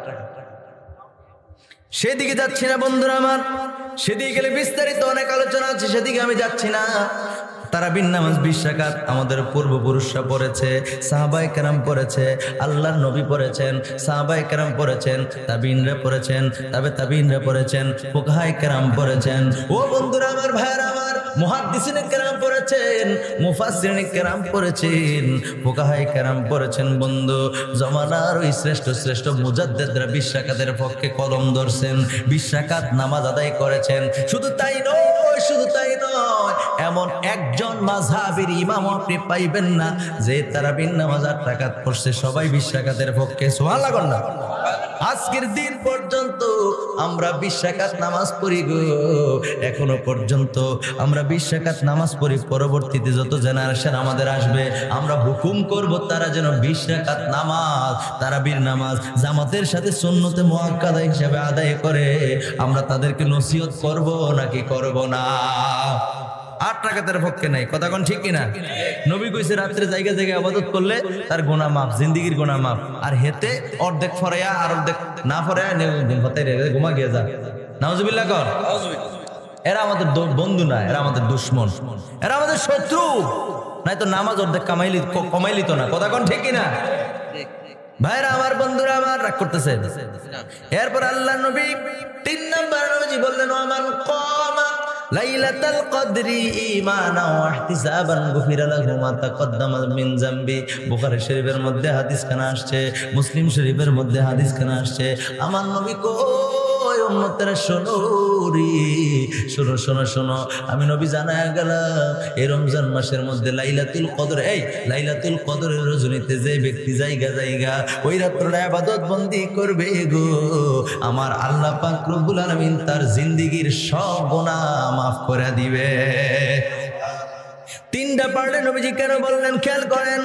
1 নম্বরে রোজার কথা বললেন, রোজা যদি আমাদের ত্রুটি হয়ে যায়, আরেকটা অপশন আছে, সেটা হলো তারাবি। তারাবিও যদি ত্রুটি হয়ে যায়, আল্লাহ নবী কয় কদরের নামাজের কদরের রাত্রে ইবাদত করো, কদরের রাত্রে ইবাদত করো। এই কদরের রাত্রে যদি ইবাদত বন্দি করতে পারি গো, আল্লাহ নবীর বুখারী শরীফের হাদিস শরীফ দ্বারা বুঝতে পারলাম তার জিন্দেগীর সব গুনাহ আমার আল্লাহ মাফ কইরা দিবে। নারে তাকবীর, নারে রিসালাত। আল্লাহ আমাদেরকে ওই রমজান মাসের রোজাগুলি রাখার তৌফিক দান করুক, আমিন। কেন কেন কেন পালন করবো? যে কবরে ভালো থাকার জন্য। কবর যার সুন্দর হবে গো, আল্লাহর নবী কয় কবরে যার সুন্দর আচরণ হবে তার জন্য পরকালের ওই হাসরের ময়দান সহজ হয়ে যাবে। জোরে কোন সুবহানাল্লাহ। ভাইরা আমার, বন্ধুরা আমার, এই জন্য পরকালের বাড়িটার সাজানোর জন্য আমরা দুনিয়ার জিন্দেগিতে একটু ইবাদত বন্দি করব, আল্লাহর একটু ডাকাডাকি করব। সারা জীবন যদি আপনি ইবাদত করেন, সারা জীবন যদি আপনি অন্যায় করেন, সারা জীবন যদি আপনি আল্লাহর হক যদি নষ্ট করেন, এই রমজান মাস উম্মতের জন্য, উম্মতে মুহাম্মাদের জন্য বিশেষ একটা রাত। জোরে জোরে কোন সুবহানাল্লাহ। এই রমজান মাসে এই যে কোরআনের খেদমত কারিয়ানা সেন্টারগুলোতে পড়ায়, আমরা চেষ্টা করব, এটার কোনো বয়স নাই, বয়সের কোনো লিমিটেশন নাই। আছে কথা কোন আছে নাকি? বয়সের কোনো লিমিটেশন নাই। কেডায় সুন্নি, কেডায় ওহাবি, কেডায় কালা, কেডায় ধলা, কেডায় কার টাকা আছে, কার টাকা কম, কে বড় লোক, কে ছোট লোক, কে আওয়ামী লীগ করে, কে বিএনপি করে, কার বয়স 50, কার বয়স 20, 10, এইগুলা কেউ দেখে না। তারা দেখে কোরআনকে শিখতে আসে। কারিয়ানা কেন্দ্রে কি শুধু সুন্নিরা পড়ান? সবার পড়ান না তো? এটাই তো কইতেছি, কার টাকা কম, কার বেশি, কে সুন্দর, কে অসুন্দর, কে লম্বা, কে খাড়ো, কে আওয়ামী লীগ করে, কে বিএনপি করে, এগুলো কি দেখানো হয়? যে কোরআন শিখতে চায় তার জন্যই দরজা ওপেন। ঠিক কিনা বলে? আল্লাহ নবী কই হাসরের ময়দানে এই যে রমজানের কথা এতক্ষণ বললাম, এই রমজানের রোজা আল্লাহর দরবারে সুপারিশ করবে। সুবহানাল্লাহ কোন? রমজানের রোজা আল্লাহর দরবারে সুপারিশ করবে, কোরআন আল্লাহর দরবারে সুপারিশ করবে। আপনি আমি যখন আটকায়া যাব, ওই কোরআন গিয়া বলবে আল্লাহ আল্লাহ, ওই রমজান গিয়ে আগে রোজার কথা বলছেন, ওই রমজান গিয়ে আল্লাহর কাছে বলবে আল্লাহ গো, তোমার এই বান্দা তোমার বয়ে শুধু তোমার নৈকট্য লাভের জন্য রোজা পালন করছে। আমি রোজারে বড় ইজ্জত করেছি, রোজা পালন করেছে। সুবহানাল্লাহ কোন? রোজা পালন করেছে। আল্লাহ দিনের বেলা খায় নাই, স্ত্রীর সাথে মেলামেশা করে নাই, স্ত্রীর সাথে সহবাস করে নাই, অর্থাৎ পঞ্চ ইন্দ্রিয় তৃপ্তি থেকেও সে দূরে রয়েছে।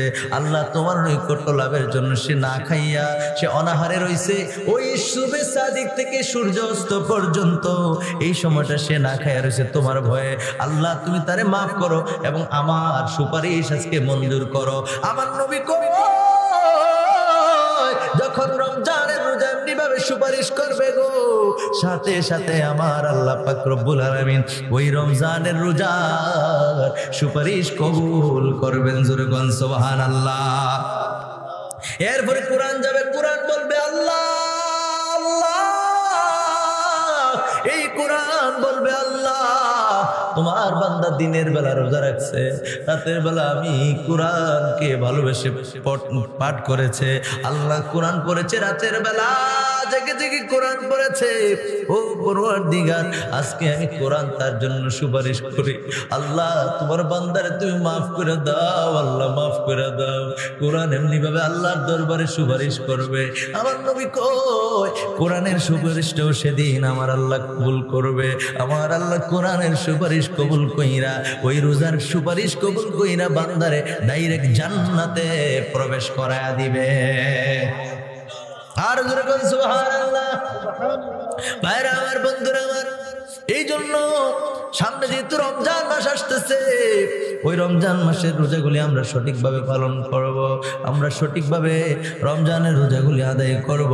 আল্লাহ পাক রব্বুল আলামিন আমাদের সবাইকে কবুল করুক। আমরা পড়ি আমিন।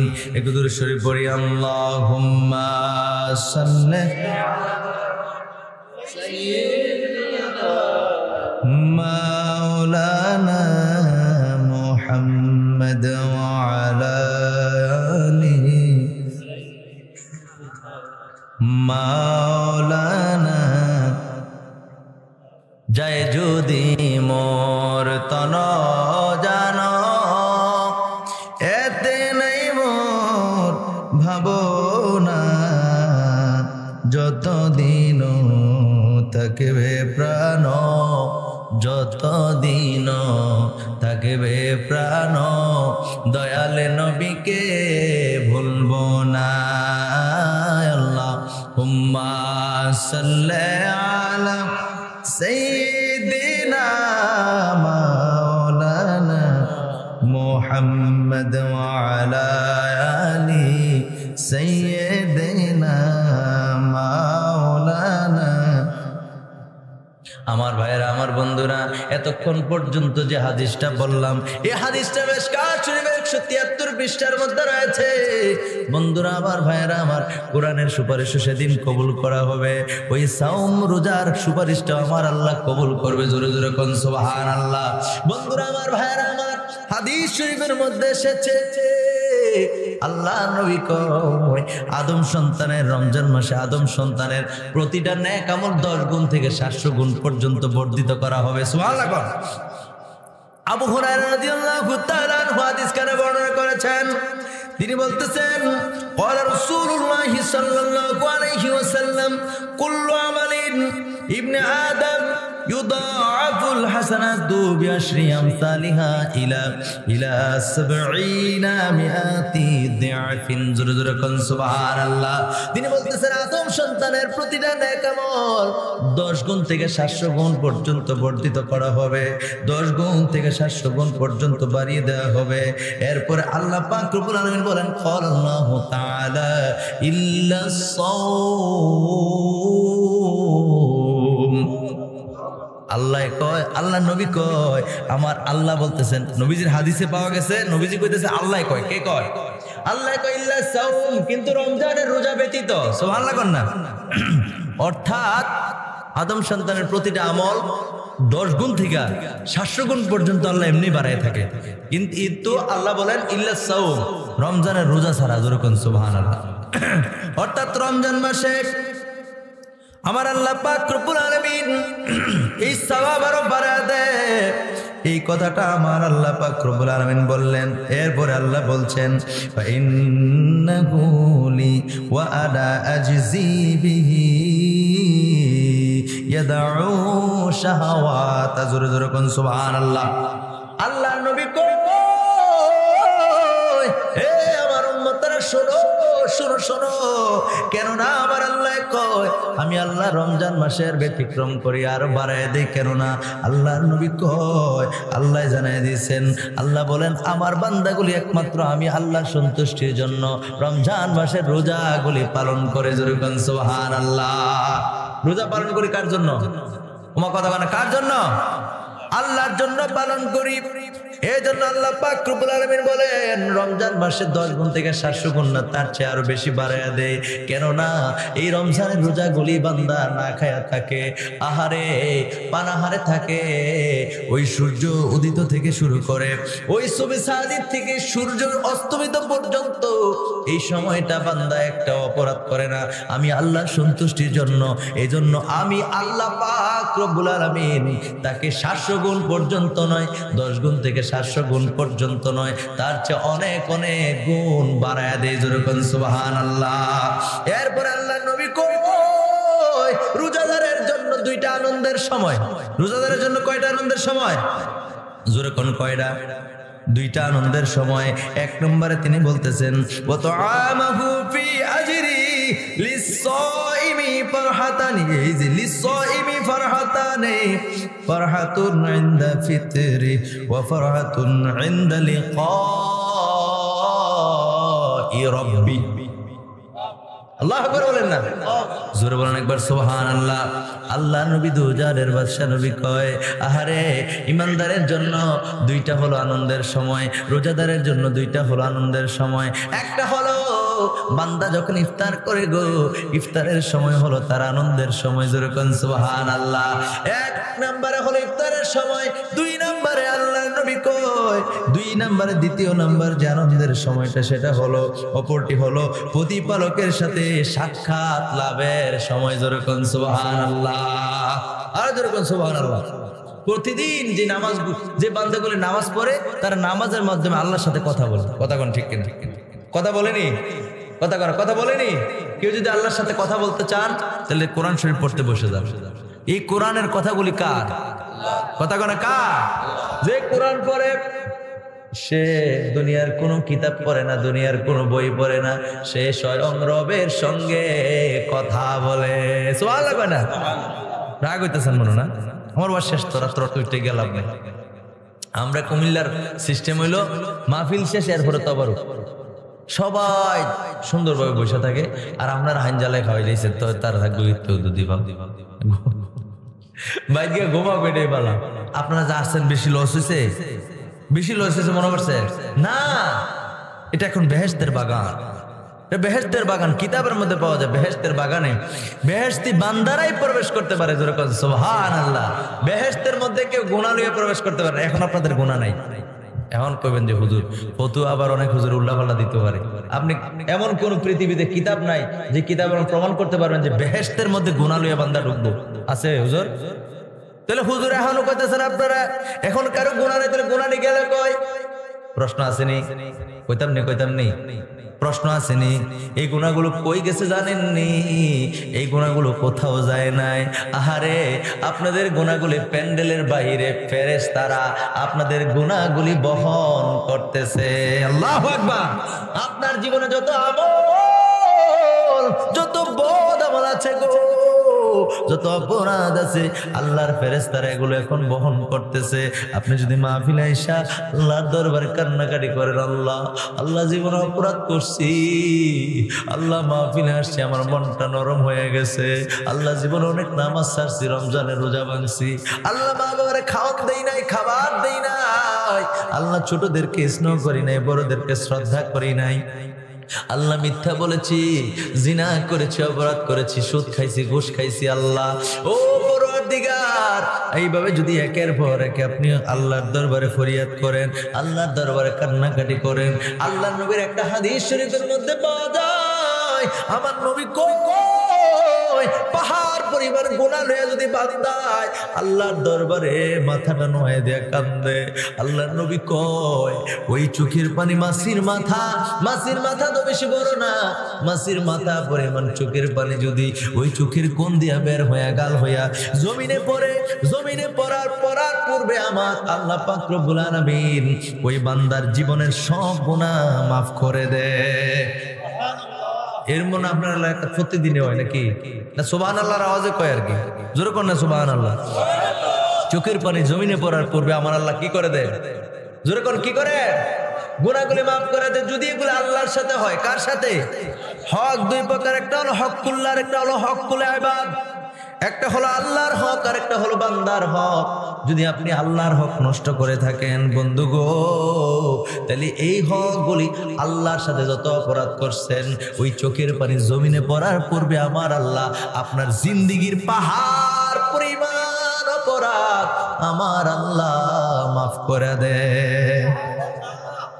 আর যদি বলেন আল্লাহ ও পরওয়ারদিগার পরওয়ারদিগার নবীজির হাদিস পাইয়া আপনি খুশি হইলেন আল্লাহ আল্লাহ জীবনে নামাজ পড়ছি না মাফ করে দাও আল্লাহ কয় মাফ এই খেয়াল করেন আল্লাহ জীবনে নামাজ পড়ছি না মাফ করে দাও আল্লাহ কয় মাফ আল্লাহ জীবনে রোজা রাখছি না আল্লাহ তুমি মাফ করে দাও আল্লাহ মাফ করে দাও আল্লাহ কয় মাফ আল্লাহ ও পরওয়ারদিগার আমি ঠিক মতো দান সদকা করি নাই তুমি মাফ করে দাও আল্লাহ কয় মাফ আল্লাহ আমি তোমার হুকুমগুলি একের পর এক একটা হুকুম সঠিকভাবে পালন করি নাই ওই হজ সঠিকভাবে পালন করি নাই আল্লাহ তুমি আমার মাফ করে দাও আল্লাহ কয় মাফ এরপরে বান্দায় কয় বুঝাইতেছি কি আপনাদেরকে আমার মতো করে বুঝাইতেছি এরপরে বান্দায় মনে মনে ভাবলো আপনি মনে মনে ভাবলেন আর আল্লাহর কাছে যেইটা চাই ওই যে নবীজির হাদিস থেকে বলতেছি আমার মতো করে আমি আপনাদেরকে বুঝাইতেছি আপনি মনে মনে ভাবলেন আল্লাহর কাছে যেইটা চাই আল্লাহ তুই এটাই মাফ করে দেয় তো আল্লাহ ঠিক আছে আল্লাহ আমি আমার ভাইয়ের সম্পদ ভাই রাখাইছিলাম আল্লাহ তুই মাফ করে দাও আল্লাহ কয় আল্লাহু আকবার মানে আল্লাহর সাথে যত অপরাধ করছেন আপনি কাঁদেন আর আল্লাহর দরবারে দোয়া করেন আল্লাহ আল্লাহ আমার এই অপরাধগুলি মাফ করে দাও আল্লাহ মাফ করে দিবে যখনই আপনি ঢুকবেন হকুল ইবাদ মানে বান্দার হকে যখন ঢুকবেন আল্লাহ অমুকের সম্পদ মাই রেখাইছিলাম মাফ করে দাও আল্লাহ কয় না আল্লাহ অমুকের বিনা দোষে থাপ্পড় দিয়েছিলাম তুই মাফ করে দাও আল্লাহ কয় না না না আল্লাহর কাছে আপনি বললেন আল্লাহ আল্লাহ চাকরি কর থেকে অমুকের চাকরি দিমু কইয়া ঘুষ খাইছে আল্লাহ তুমি মাফ করে দাও আল্লাহ কয় না মাফ হবে না আল্লাহর কাছে কইছেন আল্লাহ গো আল্লাহ আমার মা বাবার খাবার দেই নাই ঘর থেকে তাড়ায়া দিছি আল্লাহ তুমি মাফ করে দাও আল্লাহ কয় না এগুলো বান্দার হক এগুলো কার হক কার হক বান্দার হক এগুলো আল্লাহ মাফ করবে না আর নচেত দুনিয়ার যত অপরাধ করছেন আপনি আল্লাহর সঙ্গে যত অপরাধ করছেন আল্লাহ নবীর হাদিস অনুযায়ী চোখের পানি জমিনে পড়ার পূর্বে পাহাড় পরিমাণ অপরাধ আমার আল্লাহ মাফ কইরা দিবে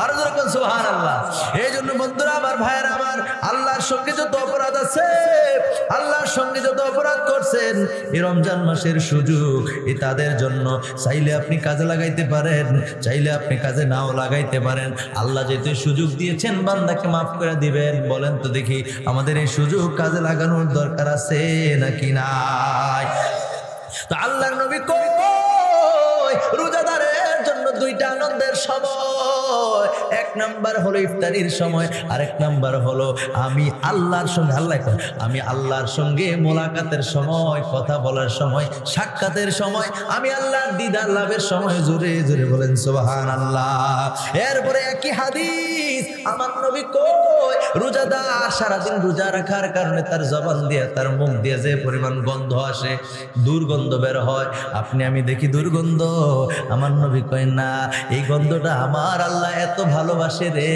এত ভালোবাসে আমার আল্লাহর এটা খুব পছন্দ জোরে জোরে কোন সুবহানাল্লাহ আল্লাহ নবী কয় আল্লাহ কত ভালোবাসে এই গন্ধটা আমার আল্লাহর কাছে মেশক আম্বরের চাইতে আরো উত্তম জোরে জোরে কোন সুবহানাল্লাহ রোজা রাখার দরকার আসেনি কথা কোন আছে নাকি নাই এরপরে বন্ধুরা আমার ভাইয়েরা আমার হাদিস শরীফের মধ্যে পাওয়া যায় একই হাদিস শরীফ আল্লাহর নবী দুজাহানের বাদশা নবী রাহমাতুল লিল আলামিনের এই যে হাদিস শরীফটা বলতেছি এটা বুখারী শরীফের প্রথম খণ্ডে 255 পৃষ্ঠার মধ্যে হাদিসখানা আছে আল্লাহর নবীর হাদিসটা কিন্তু শেষ হয় নাই আমার নবী কয় এরপরে নবী বললেন রোজা হলো ডাল স্বরূপ রোজা কি ঢাল স্বরূপ এরপর নবী বললেন সুতরাং যদি তোমাদের কারো রোজার দিনে এই খেয়াল করেন নবীজি বলছেন যদি এরপরে নবীজি বলছেন যদি যখন তোমাদের কারো রোজার দিন আসে সে যেন অশ্লীল কথাবার্তা থেকে নিজেকে হেফাজত করে সুবহানাল্লাহ মানে রোজা রাখলেই হবে না রোজা পালন করলেই হবে না এই রোজা রাইখা যদি আপনি আরেকজনকে গালি দেন আপনি মিথ্যা কথা বলেন আপনি যদি একের পর এক অপরাধ করেন নবীজি ওইটাই ইঙ্গিত দিছে নবীজি বলছে রমজান মাস যে রমজান মাস পাইলো রোজা রাখলো সে যেন মিথ্যা কথা অর্থাৎ জবানকে হেফাজত করে জোরে জোরে বলেন সুবহানাল্লাহ আর জোরে বলেন সুবহানাল্লাহ অশ্লীল কথাবার্তা যেন না বলে এবং শুধু তাই নয় যদি কেউ গন্ডগোল যেত না করে এরপরে নবীজি বলছেন কেউ যদি কোন রোজাদারকে গালি দেয় রে ঝগড়া করে গো আল্লাহর নবী কয় সে যেন বলে আনা সাইমুন আমি হলাম রোজাদার জোরে কোন সুবহানাল্লাহ আর জোরে বলেন সুবহানাল্লাহ কেউ যদি গালি দেয় তার আল্লাহ নবী কয় সে যেন বলে আমি রোজা রেখেছি, আমি রোজাদার, আমি রোজাদার, আমি রোজাদার। সুবহানাল্লাহ বলেন। এজন্য বন্ধুরা আমার, ভাইয়েরা আমার ওয়াজ একেবারে শেষ, 2 থেকে 3 মিনিটের মধ্যে কথা শেষ করে দিতেছি। আখিরি মুনাজাত করে বাড়িতে যাব, 12টার উপরে বেজে গেছে। বন্ধুরা আমার, ভাইয়েরা আমার, আল্লাহ নবীর হাদিস শরীফ দ্বারা বুঝতে পারলাম আমার নবী রাহমাতাল লিল আলামিন বলেন, বান্দা প্রতিটা আদম সন্তানের নেকামত 10 গুণ থেকে 700 গুণ পর্যন্ত বাড়াই দেয়, তবে ইল্লা সাওম, আমার আল্লাহ কয় রমজান মাসে তার ব্যতিক্রম। কেননা রমজানের রোজাগুলো, এতক্ষণ যে হাদিসটা কইছি এর মূল কথাটা কইতেছি, কেননা রমজানের রোজাগুলি বান্দা একমাত্র শুধুমাত্র কেবলমাত্র আমি আল্লাহর সন্তুষ্টির জন্য আদায় করে। এরপরে নবীজি বলেন রোজাদারের জন্য 2টা আনন্দের সময়, 2টা আনন্দের সময়, ঈদের সময়, খুশির সময়। 1 নাম্বার হলো রোজাদার যখন ইফতারি করতে বসে, ইফতারি করার সময় হলো তার আনন্দের সময়। 2 নম্বরে হলো আল্লাহ নবী কয়, 2য় নাম্বার হলো আল্লাহর সঙ্গে মুলাকাতের সময়, আল্লাহর সঙ্গে সাক্ষাতের সময় হলো জোরে কোন সুবহানাল্লাহ। এরপর নবীজি বলেন রোজা হলো ঢাল স্বরূপ। রোজা কি কথা, রোজা কি ডাল স্বরূপ। আল্লাহর নবী কয় যে ব্যক্তি রোজা রাখলো সে যেন তার জবানকে হেফাজত করে। একটা হাদিস শরীফের মধ্যে পাইলাম আল্লাহর নবী কয় ইন্নাল জান্নাতা তাশতাকু আলা, ইন্নাল জান্নাতা তাশতাকু আলা খামসাতিন নাফার। আল্লাহর নবী কয় 5 প্রকার ব্যক্তির জন্য জান্নাত অপেক্ষা করে। সুবহানাল্লাহ। আমরা জান্নাত চাইনি, জান্নাত চাই কিনা? আল্লাহর নবী কয় 5 প্রকার ব্যক্তি। এই হাদিসটা কইতাম নি আপনারা, কইলে না কইতাম কগ্গা? আচ্ছা ঠিক আছে, আই কইগা কইতেছি। 1 নাম্বার নবী বলতেছেন 5 প্রকার ব্যক্তির জন্য জান্নাত অপেক্ষা করতেছে। আমরা জান্নাত চাই, আর জান্নাতে 5 প্রকার ব্যক্তির চাই। সুবহানাল্লাহ। বুঝছেন না কথাটা? আমরা তো জান্নাত চাই, আর স্বয়ং জান্নাত নবীদের হাদিস প্রমাণ করে স্বয়ং জান্নাত 5 প্রকার ব্যক্তিকে নেওয়ার জন্য আগ্রহ করে। 1 নম্বরে হলো নবীজি বলেন, 1 নম্বরে নবীজি বললেন তালিল কুরআন।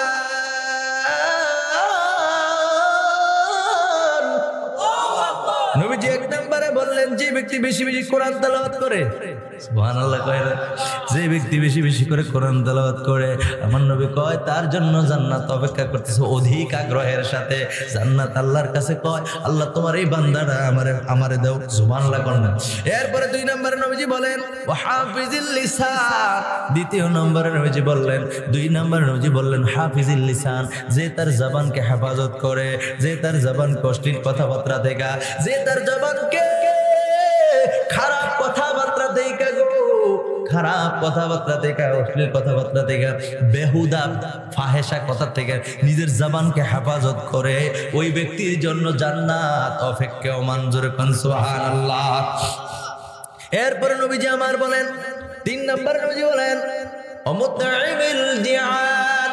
3য় নম্বর নবীজি বললেন যে ব্যক্তি অনাহারকে খাবার খাওয়ায়, ক্ষুধার্ত ব্যক্তিকে যে ব্যক্তি আপনার খাওয়াননি, খাওয়াননি। গতকালকে আমি মাহফিল করেছি কিশোরগঞ্জ। কোথায়? কোন গঞ্জ? কিশোরগঞ্জ। ওইখানে একটা ব্যতিক্রম ধর্মী একটা জিনিস দেখছি, আমার কাছে খুব ভালো লাগছে। বন্ধুরা আমার জিন্দিগিতেও কোনোদিন আমি এরকম দেখি নাই। মাহফিলে অনেক মানুষ হয়েছে, অনেক মানুষ হয়েছে, আলহামদুলিল্লাহ কর, অনেক মানুষ হয়েছে। ওই মানুষগুলো তাদের মাহফিলের শেষে নিয়ম হলো এই এলাকার মাহফিল যতজনে করবে, মনে করেন 30টা পরিবার, কয়টা কথা কোন, কয়টা? 30টা পরিবার। যত মানুষ মাহফিল শোনার জন্য আসবে, তাদের নিয়ম হলো মাহফিল শেষে তারা জনপ্রতি ভাগ কইরা, যতজন যদি 500 মানুষ হয়, প্রায় 500-এর কাছাকাছি কালকের মানুষ, 450-500-এর কাছাকাছি। তাহলে কি কম? আপনাদের তুলনায় অনেক বেশি না ভাইরা আমার, বন্ধুরা আমার। এই মানুষগুলো যতজনে হোক না কেন, 30টা পরিবার যদি এই মাহফিলটা করে থাকে, এই 30 জন পরিবারের সবগুলা মানুষের ভাগ করে তারা ঘরে নিয়ে যাবে রাতের 12টা কিংবা 1টা বাজে। যদি বাঘে 15 জন পড়ে ওই কোনো সমস্যা নাই। যদি 10 জন করে নেয় তাহলে 30 জনের 300। কথা বোঝেন? 30টা পরিবারে 10 জন করে নিলে কয়জন গেছে? 15 জন করে নিলে কত গেছে? 450 গেছে নি? বুঝে না? 450 গেছে নি নাকি? তা না তো 450 যদি যায়, ও বন্ধুরা আমার, আমি দেখলাম, আমি আখিরি মুনাজাত করলাম, আমি কি তাবারক দেন না করে হুজুর এনো না তো কই বাড়িতে? ও বাড়ি যাবো কেমনে? আমরা এখন এমনি 10-15 জন কইরা ঝাড় করে নিয়ে যাবো, নিয়ে আবার বাইন্দা ফিডেন ওই না হুজুর, কি ভিআইপি খানা আমরা আয়োজন করে রাখছি, তারা আমাদের মেহমান, কত সুন্দর। জিন্দেগিতে দেখছেন শুনছেন এরকম? সত্যি কথা কইতেছি, আমি দেখা আমার মনটা পড়ে। আমি কোন কিতা? হ্যাঁ, আপনি আবার খাইবেন নিল। আমি আর যাওয়া লাগতো না, এমনি হুজুর মানুষ এমনি বদনাম, হুজুরে বেশি খায়। এক কানলা বেশি গেলে চাও না কতটা খায়। আবার যদি একটু কম খাকো বুঝছি তো আরেক বেটার ঘরে খাইবেন। কই যাও না, মুশকিল কথা কানা, ঠিক কিনা? হুজুর আর বিপদ। আর যদি কোনো কারণে আমাকে হুজুর আর ফের একটু বড় হয় তো কব চাও বড় করে মুরগাটি খাইয়া। সব দোষ, কাক দিলেও দোষ আছে না নাই? আর তানের আর মধ্যে যে ফ্যাট এরকম খাইতে খাইতে এত হয়েছে লাগল পায় না, আছে না নাই? আবার যাদের পেট বড় আবার হেতার ফেলে চোখ বড় করে চাইন না, তোমার এই কালকে ওয়াজ করছে এই কথা কইেন না। আবার কইলাম আর কি, তাহলে আপনাদের মধ্যে পেট বড় থাকতে পারে, পারে কি পারে না? হুজুর আর একটু পেট বড় হলে খেলে হুজুর এত খায়, কত খায়, হ্যাঁ কম খায় কেড়ে বেশি খায় কেড়ে, হ্যাঁ কত দোষ আছে না নাই? তা আমি বলছি না আর খাওয়ানো লাগতো না, আর খাওয়ানো লাগতো না। আপনারা নেন, তারা নিয়ে যান। বড় খুশি হয়ে গেলাম। এই মানুষগুলো 10 জন 15 জন করে করে বাড়িতে নিয়ে গেছে। বাড়িতে নিয়ে কত সুন্দর আপ্যায়ন, ভিআইপি ভাবে, পার্সোনাল ভাবে, যার যার ঘরে সামর্থ্য অনুযায়ী খাবার পাকাইছে। ওই খাবারগুলি তাদেরকে সুন্দর করে পরিবেশন করছে। আমার জিন্দেগিতে আমি এরকম দেখিও নাই, শুনিও নাই, কিন্তু কালকে দেখা আমার বড় ভালো লেগেছে। সুবহানাল্লাহ। আল্লাহ যে ব্যক্তি ক্ষুধার্ত ব্যক্তিকে খাবার খাওয়ায়, আল্লাহ যে জান্নাত বানাইছে ওই জান্নাত তার জন্য অপেক্ষা করতেছে। যেরকম সুবহানাল্লাহ। কয় প্রকার মানুষ? কথা করে কয় প্রকার? 5 প্রকার মধ্যে বলছি কয় প্রকার, আর আছে কয় প্রকার? এরপরে নবীজি 4 নম্বরে বলেন ও মুকসিল উরয়ান। নবীজি কয় যুবকেরা কানটা খাড়া করে শোনো, আল্লাহর নবী কয় বস্ত্রহীন ব্যক্তিকে, খাবারহীন ব্যক্তিকে যে ব্যক্তি খাবার দিবে ওই ব্যক্তির জন্য জান্নাত অপেক্ষা করে। জোরে কোন সুবহানাল্লাহ। অনেক মানুষ দেখবেন রাস্তার সাইডে পড়ে আছে, শরীরের মধ্যে ভালো একটা কাপড় নাই, খাবারের তো খবরই নাই, শরীরের মধ্যে একটা ভালো কাপড় নাই, ঘর নাই, দুয়ার নাই, বাড়ি নাই, বউ নাই, জি নাই, ভূত নাই, কিচ্ছু নাই, কিচ্ছু নাই, শরীরে জামাও নাই, আসেনি? কথা করে আছে না না? আহারে আমার নবী কত সুন্দর করে মেসেজটা নবীর উম্মতরে দিয়ে গেছে। আমি জানি না আপনারা আর এই ওয়াজটা কোনোদিন শুনছেন কিনা। আমি আজকে কুমিল্লা থেকে কত দূর থেকে আসছি, আমি আপনাদেরকে অনুরোধ করে গেলাম এই জান্নাতি ব্যক্তিগুলোর অন্তর্ভুক্ত যেন আল্লাহ আমাদেরকে বানায় না। এখন আমিন। ক্ষুধার্ত ব্যক্তি দেখলে তার প্রতি মায়া করবেন। যদি তার মুখ দিয়া লালা পড়ে, যদি তার নাক দিয়া পানি পড়ে, যদি তার শরীরের মধ্যে ময়লাও থাকে, কোনোদিন ধমক দিবেন না, ধমক দিবেন না। আপনার ধমকটা আমার আল্লাহ সহ্য করবে না, ঠিক কিনা বলেন? আল্লাহ কোরআনে বলেন ওয়া আম্মাস সাইলা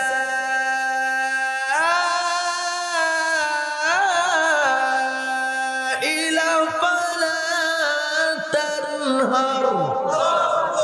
আল্লাহ কোরআনে সূরা দোহার শেষের দিকে আল্লাহ বলেন সাইলকারীকে তোমরা ধমক দিও না, এইভাবে তাড়ায়া দিও না, তাড়ায়া দিও না। ওই জায়গায়, ওই বান্দার জায়গায় যার শরীরে, ওই বান্দার জায়গায় যে রাস্তার সাইডে বসে রয়েছে, তার ঘর নাই, তার বাড়ি নাই, তার দুয়ার নাই, তার ছেলে নাই, তার মেয়ে নাই, তার বিবি নাই, তার কোনো সম্পদ নাই, তার খাবার নাই, নাই তো নাই, কিচ্ছু নাই, শরীরে পরনের কাপড় নাই।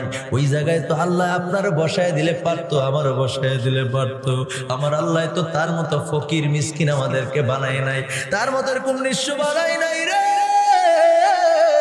ও আমার সিলেটের ভাইয়ের অন্তরের কানটা লাগায় শোনেন, এই জন্য আপনি তারে ধমক দিবেন না, এই জন্য তারে আপনি তাড়াইয়া দিবেন না।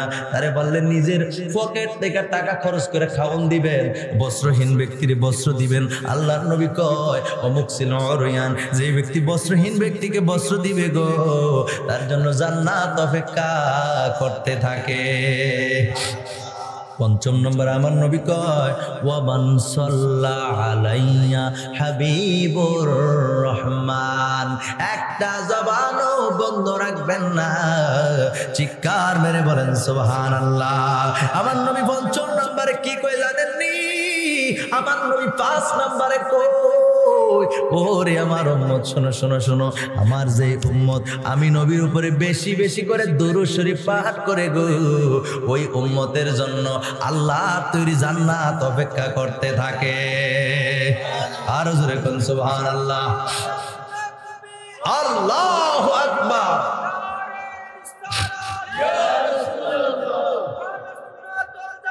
জিন্দাবাদ জিন্দাবাদ।